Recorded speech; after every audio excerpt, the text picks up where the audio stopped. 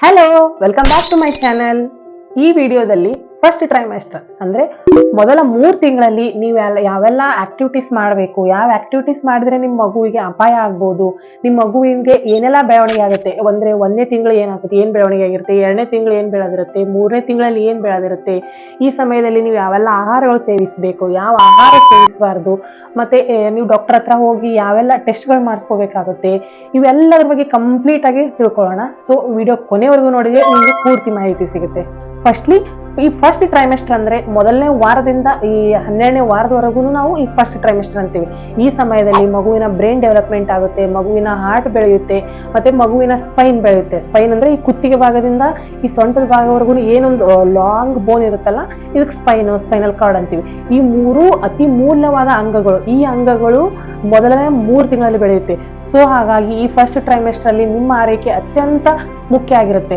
So ಈ ಸಮಯದಲ್ಲಿ ನೀವು ಯಾವೆಲ್ಲ ರೀತಿ ಕೇರ್ ತಗೋಬೇಕು, ಏನೆಲ್ಲ ಮಾಡ್ಕೋಬೇಕು ಅನ್ನೋದ್ರ ಬಗ್ಗೆ ಒಂದೊಂದಾಗಿ ತಿಳ್ಕೊಂತಾ ಹೋಗೋಣ. ಸಾಮಾನ್ಯವಾಗಿ ಈ ಫಸ್ಟ್ ಟ್ರೈಮೆಸ್ಟರ್ ಅಲ್ಲಿ ನಿಮಗೆ ಯಾವೆಲ್ಲ ಲಕ್ಷಣಗಳು ಕಾಣಿಸ್ಕೊಳ್ತಾವೆ ಅಂತಂದ್ರೆ ನಾಸಿಯಾ ಆಗುತ್ತೆ, ಅಂದ್ರೆ ತಲೆನೋವು ಆಗೋದು, ಈ ವಾಮಿಟ್ ಸೆನ್ಸೇಷನ್ ಆಗೋದು, ವಾಮಿಟ್ ಬಂದಂಗೆ ಆಗೋದು, ಕೆಲವೊಂದಿಷ್ಟು ಸ್ಮೆಲ್ಸ್ ಇಂದ ನಿಮ್ಗೆ ಅಲರ್ಜಿ ಟೈಪ್ ಆಗೋದು, ಇಲ್ಲ ಇರಿಟೇಷನ್ ಅದೆಲ್ಲ ಆಗ್ತಿರುತ್ತೆ. ಫಾರ್ ಎಕ್ಸಾಂಪಲ್ ಅಡುಗೆ ಮನೆ ಸ್ಮೆಲ್ ಆಯ್ತು, ಇಲ್ಲ ಏನಾದರೂ ಏನೋ ಒಬ್ಬೊಬ್ರು ಮೇಲೆ ಡಿಪೆಂಡ್ ಆಗ್ತಾ ಹೋಗಿರುತ್ತೆ. ಇದು ಅಡುಗೆ ಮನೆ ಸ್ಮೆಲ್ ನನ್ನ ಎಕ್ಸಾಂಪಲ್ ಹೇಳಿದೆ. ಈ ರೀತಿ ಸ್ಮೆಲ್ ಅಲರ್ಜಿಟಿಕ್ ಆಗಿರ್ತೀವಿ.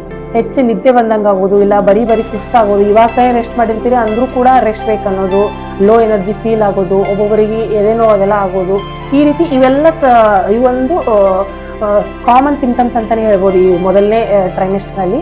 ಇವೆಲ್ಲಾನು ಮುಂದೆ ಹೋಗ್ತಾ ಹೋಗ್ತಾ ಕಡಿಮೆ ಆಗುತ್ತೆ, ಯಾವುದೇ ರೀತಿ ಭಯ ಬೇಡ. ಇದು ಎಲ್ಲ ಹೆಣ್ಮಕ್ಳಲ್ಲೂ ಇದು ಹಾಗೆ ಆಗುತ್ತೆ. ಸೊ ಹಾಗಾಗಿ ನೀವು ಸ್ಟ್ರಾಂಗ್ ಆಗಿದ್ದು ಈ ಲಕ್ಷಣಗಳನ್ನ ಫೇಸ್ ಮಾಡ್ಬೇಕಾಗುತ್ತೆ. ಸೊ ನೀವು ಮೆಂಟಲಿ ಮತ್ತೆ ಫಿಸಿಕಲಿ ಸ್ಟ್ರಾಂಗ್ ಆಗಿರ್ಬೇಕಂತಂದ್ರೆ ಒಳ್ಳೆ ಆಹಾರಗಳನ್ನ ಸೇವಿಸಬೇಕಾಗತ್ತೆ. ಹಾಗಾದ್ರೆ ಈ ಯಾವೆಲ್ಲ ಆಹಾರಗಳು ಸೇವಿಸಬೇಕು, ನಿಮ್ಮ ಆರೈಕೆಗೆ ಮತ್ತೆ ನಿಮ್ಮ ಮಗುವಿನ ಬೆಳವಣಿಗೆಗೆ ಯಾವ ಆಹಾರ ಸೇವಿಸಿದ್ರೆ ತುಂಬಾ ಒಳ್ಳೇದಪ್ಪ ಅಂತಂದ್ರೆ ಒಳ್ಳೆ ಪೌಷ್ಟಿಕ ಆಹಾರ ಸೇವಿಸ್ಬೇಕಂತ ಎಲ್ಲರೂ ಹೇಳ್ತಾರೆ. ಆದ್ರೆ ಯಾವ್ದು ಸೇವಿಸಿದ್ರೆ ನಿಮ್ಮ ಮಗುವಿನ ಬೆಳವಣಿಗೆ ಚೆನ್ನಾಗಾಗುತ್ತೆ ಅಂತಂದ್ರೆ ಹಣ್ಣುಗಳಲ್ಲಿ ಬಂದ್ರೆ ಆಪಲ್ ಮತ್ತೆ ಬಾಳೆಹಣ್ಣು. ಎಸ್, ಇವೆರಡು, ಆಪಲ್ ಸ್ಪೆಷಲಿ ನಿಮ್ಮ ಮಗುವಿನ ಬ್ರೈನ್ ಡೆವಲಪ್ಮೆಂಟ್ಗೆ ಮತ್ತೆ ಹಾರ್ಟ್ ಡೆವಲಪ್ಮೆಂಟ್ಗೆ ತುಂಬಾ ಅಂದ್ರೆ ತುಂಬಾ ಒಳ್ಳೇದು. ಹಾಗೆ ಬಾಳೆಹಣ್ಣಲ್ಲಿ ಕೂಡ ಫೋಲಿಕ್ ಆಸಿಡ್ ಇರುತ್ತೆ. ಇವೆರಡು ಹಣ್ಣು ಕೂಡ ಅತ್ಯಧಿಕವಾದ ಒಳ್ಳೆ ವಿಟಮಿನ್ಸ್ ಕೊಡುತ್ತೆ ನಿಮ್ಮ ಮಗುಗೆ. ಸೊ ಹಾಗಾಗಿ ಡೈಲಿ 1 ಬಾಳೆಹಣ್ಣು 1 ಆಪಲ್ ಸೇವಿಸಿದ್ರೆ ತುಂಬಾ ಒಳ್ಳೇದು.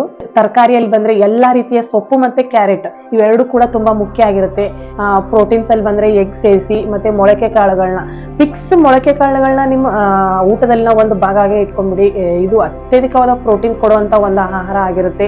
ಹಾಗೆ ಇದು ಜೊತೆಗೆ ತುಂಬಾ ಅಂದ್ರೆ ತುಂಬಾ ಮುಖ್ಯವಾದ್ದು ಅಂತಂದ್ರೆ ನೀರು. ದಿನಕ್ಕೆ ಒಂದು ಮಿನಿಮಮ್ ಆದ್ರೂ 8ರಿಂದ 10 ಗ್ಲಾಸ್ ಆದ್ರೂ ನೀರು ಕುಡಿಬೇಕಾಗುತ್ತೆ. ನಾವು ಮಿನಿಮಮ್ ಅಂತ ಹೇಳ್ತಿದ್ದೇನೆ, ಮ್ಯಾಕ್ಸಿಮಮ್ ಅಂತಂದ್ರೆ ಇದಕ್ಕಿಂತ ಎಷ್ಟು ಹೆಚ್ಚು ಕುಡಿದ್ರು ತುಂಬಾ ಒಳ್ಳೇದು.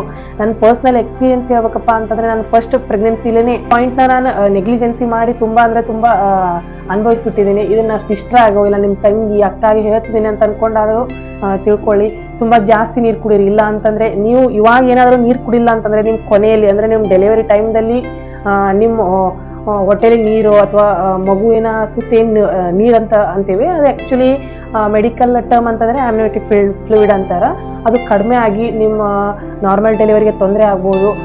ನಂದು 1ನೇ ಪ್ರೆಗ್ನೆನ್ಸಿಲಿ ಇದೇ ಟೈಪ್ ಆಯಿತು, ನೀರು ಕಡಿಮೆ ಆಗಿ ನಾನು C-ಸೆಕ್ಷನ್ ಮಾಡಿಸ್ಕೋಬೇಕಾಯ್ತು. ಸೊ ಹಾಗಾಗಿ ತುಂಬಾ ಅಂದ್ರೆ ತುಂಬಾ ಜಾಸ್ತಿ ನೀರು ಕುಡಿತಾ ಬನ್ನಿ. ನಿಮಗೆ ಇಷ್ಟ ಆಗಲಿಲ್ಲ, ಕಷ್ಟ ಆದ್ರೂ ಕೂಡ ನಿಮ್ಮ ಮಗುವಿಗೋಸ್ಕರ ಮತ್ತೆ ನಿಮ್ಮ ಕೊನೆಯ ನಾರ್ಮಲ್ ಡೆಲಿವರಿಗೋಸ್ಕರ ಆದರೂ ತುಂಬಾ ಜಾಸ್ತಿ ನೀರು ಕುಡಿತಾ ಬನ್ನಿ. ಆ್ಯಂಡ್ ನೆಕ್ಸ್ಟ್ ಲಾಸ್ಟ್ ಒನ್ ಅಂದ್ರೆ ಫಾಲಿಕ್ ಆಸಿಡ್. ಸ್ಟಾರ್ಟಿಂಗ್ ಅಲ್ಲಿ ಹೇಳಿದ್ನಲ್ಲ, ಈ ಟೈಮ್ದಲ್ಲಿ ಮಗುವಿನ ಹಾರ್ಟ್ ಡೆವಲಪ್ಮೆಂಟ್ ಮತ್ತೆ ಬ್ರೈನ್ ಡೆವಲಪ್ಮೆಂಟ್ ಆಗುತ್ತೆ ಅಂತ ಅನ್ಕೊಂಡು ಇವೆರಡಕ್ಕೂ ಫಾಲಿಕ್ ಆಸಿಡ್ ತುಂಬಾ ಮುಖ್ಯ ಆಗಿರುತ್ತೆ. ಸೊ ಹಾಗಾಗಿ ಡಾಕ್ಟರ್ ಕಡೆ ಸಜೆಸ್ಟ್ ಮಾಡಿಕೊಂಡು 1ನೇ ತಿಂಗಳಿಂದಾನೇ ಅಂದ್ರೆ ನಿಮ್ಗೆ ಯಾವಾಗ ನೀವು ಪ್ರೆಗ್ನೆಂಟ್ ಆಗಿದ್ದೀರಾ ಅಂತ ಅನ್ಕೊಂಡು ಕನ್ಫರ್ಮ್ ಆಗುತ್ತಲ್ಲ, ಕನ್ಫರ್ಮ್ ಆದ ನೆಕ್ಸ್ಟ್ ಡೇ ಇಂದಾನೇ ಈ ಫಾಲಿಕ್ ಆಸಿಡ್ ತಗೊಂತಾ ಬನ್ನಿ. ಇದರಿಂದ ಮಗುವಿನ ಬ್ರೈನ್ ಡೆವಲಪ್ಮೆಂಟ್ ತುಂಬಾ ಅಂದ್ರೆ ತುಂಬಾ ಚೆನ್ನಾಗಾಗುತ್ತೆ. ನಿಮ್ಗೆ ಏನಾದ್ರು ಇಂಟೆಲಿಜೆಂಟ್ ಮಗು ಬೇಕಿತ್ತು ಅಂತಂದ್ರೆ ಈ ಟಿಪ್ ನ ಫಾಲೋ ಮಾಡಿ. ಇದಿಷ್ಟು ಎಲ್ಲ ಒಳ್ಳೆ ಪೌಷ್ಟಿಕ ಆಹಾರ ತಗೊಂಡ್ರೆ ಯಾವ ಆಹಾರ ತಿನ್ಬಾರ್ದು ಅಂತ ತಿಳ್ಕೊಳ್ಳೋದು ಕೂಡ ಮುಖ್ಯ ಆಗಿರುತ್ತಲ್ಲ. ಹಾಗಾಗಿ ಈ ಸಮಯದಲ್ಲಿ ಆದಷ್ಟು ಜಂಕ್ ಫುಡ್ಸ್ ನಿಂದ ದೂರ ಇರಿ. ಕರೆದಂತ ಐಟಮ್ಸ್ ಜಾಸ್ತಿ ತಿನ್ನಕ್ ಹೋಗ್ಬೇಡಿ. ಇವು ಬೇಕರಿ ಐಟಮ್ಸ್, ಹೊರಗಡೆ ಐಟಮ್ಸ್ ಅಲ್ಲಿ ತುಂಬಾ ಅಂದ್ರೆ ತುಂಬಾ ಫುಡ್ ಕಲರ್ ಹಾಕಿರ್ತಾರೆ, ಪ್ರಿಸರ್ವೇಟಿವ್ಸ್ ಹಾಕಿರ್ತಾರೆ, ಆಡೆಡ್ ಶುಗರ್ ಆಗಿರುತ್ತೆ.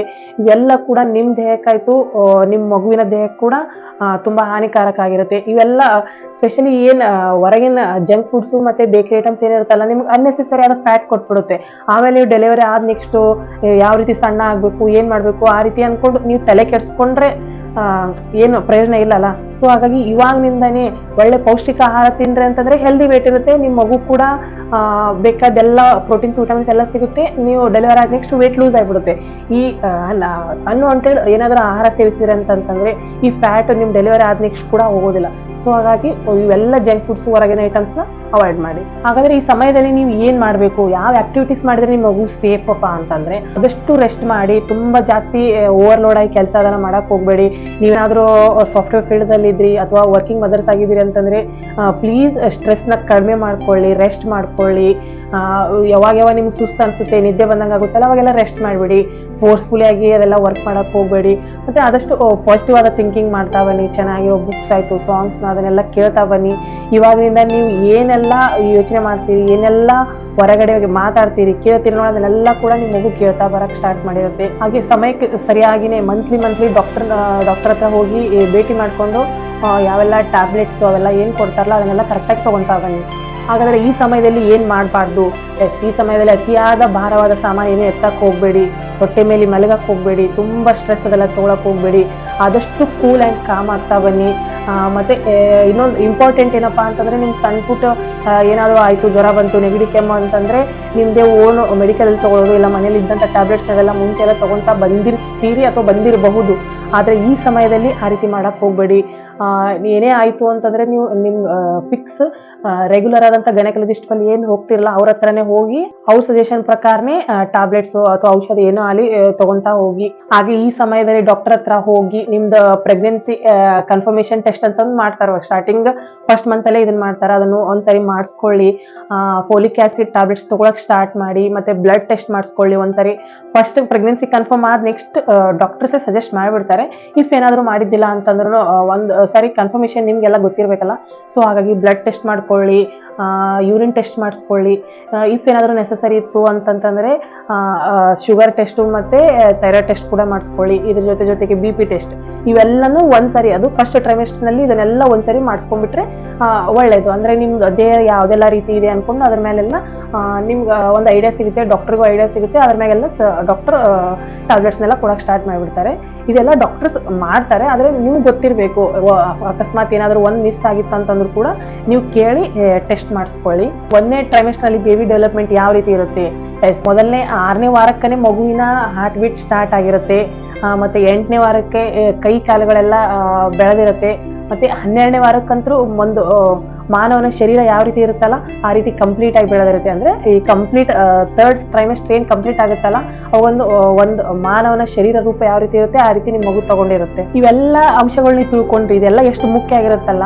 ನಿಮ್ ದೇಹದಲ್ಲಿ ಅಕಸ್ಮಾತ್ ಯಾವ ಲಕ್ಷಣಗಳು ಕಂಡ್ರೆ ನೀವು ತಕ್ಷಣ ಡಾಕ್ಟರ್ ಹತ್ರ ಹೋಗ್ಬೇಕಾಗತ್ತೆಪ್ಪ ಅಂತಂದ್ರೆ, ಇಫ್ ಏನಾದ್ರು ನಿಮ್ ರಕ್ತಸ್ರಾವ ಏನಾದ್ರು ಹೆಚ್ಚಾಯ್ತು ಅಂತಂದ್ರೆ, ಏನಾದ್ರು ವಿಪರೀತ ಜ್ವರ ಬಂತು, ಇಲ್ಲ ವಿಪರೀತ ವಾಂತಿಗಳು ಆಗ್ತಿದೆ, ಕಂಟ್ರೋಲೇ ಆಗ್ತಿಲ್ಲ, ಎಷ್ಟಾದ್ರೂ ತುಂಬಾ ತಲೆನೋವು ಆಗ್ತಿದೆ, ತುಂಬಾ ಹೊಟ್ಟೆ ನೋವು ಆಗ್ತಿದೆ ಅಂತ ಅನ್ಕೊಂಡು ಈ ರೀತಿ ಏನಾದ್ರು ಲಕ್ಷಣಗಳು ಕಂಡು ಬಂದ್ರೆ ನೀವು ತಕ್ಷಣ ಡಾಕ್ಟರ್ ಹತ್ರ ಹೋಗ್ಬೇಕಾಗುತ್ತೆ. ಸ್ಪೆಷಲಿ ಈಗ ಫಸ್ಟ್ ಟ್ರೈಮೆಸ್ಟರ್ ನಲ್ಲಿ ಈ ಲಕ್ಷಣಗಳು ಕಂಡ್ರೆ ಕೆಲವೊಂದ್ ಬಾರಿ ಅಬಾರ್ಷನ್ ಎಲ್ಲ ಆಗೋ ಚಾನ್ಸಸ್ ಇರುತ್ತೆ. ಹೆದರ್ಸ್ತಿದೀನಿ ಅನ್ಕೊಳಕ್ ಹೋಗ್ಬೇಡಿ, ಗೊತ್ತಿರ್ಬೇಕು. ಸೊ ಹಾಗಾಗಿ ಇವೆಲ್ಲ ಲಕ್ಷಣಗಳು ಕಂಡು ಬಂದ್ರೆ ನೀವು ತಕ್ಷಣ ಡಾಕ್ಟರ್ ಹತ್ರ ಹೋಗ್ಬೇಕಾಗುತ್ತೆ. ನೀವು ಯಾವುದೇ ರೀತಿ ಡಿಲೇ ಅದೆಲ್ಲ ಮಾಡಕ್ ಹೋಗ್ಬೇಡಿ.